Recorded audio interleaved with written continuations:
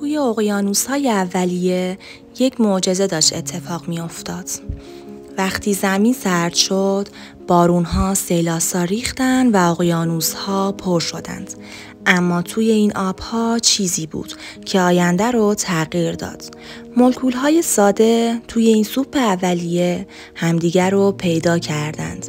با انرژی، رعد و برق و گرما، اولین ترکیب‌های عالی ساخته شدند.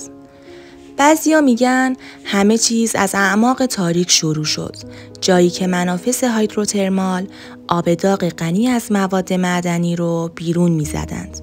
اونجا واکنش‌ها سریع‌تر شدند. بعدش یک اتفاق عجیب افتاد.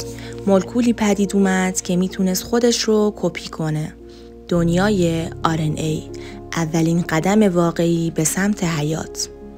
مولکول‌ها توی حباب‌های کوچیک گیر افتادند و این حباب‌ها تبدیل شدند به اولین پروتوسل‌ها، اولین چیزی که میشه بهش گفت نیمه زندگی.